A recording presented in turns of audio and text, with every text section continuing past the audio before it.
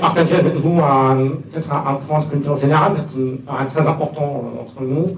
Le débat, c'est donc l'argumentation. L'argumentation, c'est pas simplement une pratique ordinaire, c'est aussi une discipline, c'est une ancienne discipline intellectuelle qui existe, qui malheureusement n'est plus très à la mode en tant que discipline, mais elle distingue de 3 genres de discours, et nous, aujourd'hui, on va parler seulement de l'un des 3, mais c'est important de l'avoir. Dans la rhétorique, qui est donc, on va parler on y reviendra peut-être, la discipline qui s'occupe de la preuve non nécessaire. C'est quoi le débat? C'est ça. Le débat, c'est rien d'autre que de vrai en faveur d'une preuve non nécessaire. Cette non nécessaire, ça veut dire qu'il n'a pas la force d'un raisonnement mathématique, qui est absolu, qui est vrai ou faux. Dans le débat, on n'est jamais vrai ou faux. On est toujours en confrontation, mais c'est entre deux ce travail, pour être plus vrai. Et dans la rhétorique distingue 3 genres. Le genre délibératif, c'est celui qui nous intéresse aujourd'hui. Nous délibérons ensemble et nous allons à 3, avec votre aide, délibérer de ceux qui nous.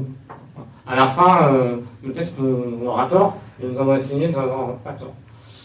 Il existe 2 autres genres, qui est le genre judiciaire. Il s'agit de délibérer de ce qui a été, et de savoir si ce qui a été juste ou pas juste.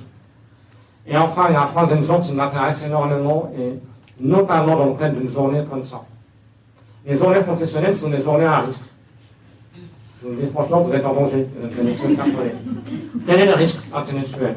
Le risque, il a commencé à se vérifier un peu ce matin, peut-être, en partie, c'est de donner dans le genre imprédictif. Alors c'est un gros mot, mais pour moi, je souhaite peut-être partir en ayant ce mot difficile à prononcer, imprédictif, en fait. Imprédictif, c'est le genre de l'argumentation qui s'intéresse à une audience qui est déjà dans une communauté de valeurs. Et c'est le genre de l'argumentation qui produit un discours qui ne sert à rien d'autre, non pas à délibérer de ce qui est bon ou pas, non pas à délibérer de ce qui a été juste ou injuste, mais qui vise à renforcer une adhésion commune à ces valeurs déjà partagées dans l'attente du jour où elles seront attaquées. C'est le discours de l'homme politique, non pas au peuple, mais de l'homme politique à ses électeurs, à son parti, à ses militants.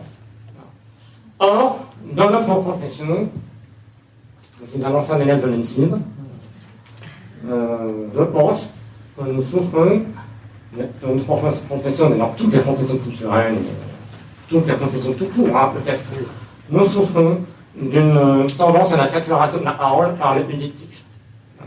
Recherchons ce qui ne relève pas de notre adhésion commune à des valeurs, puisque pour l'instant, on n'est pas très fortement attaqué, même si peut-être dans les départements, il y a un peu plus de dispositions.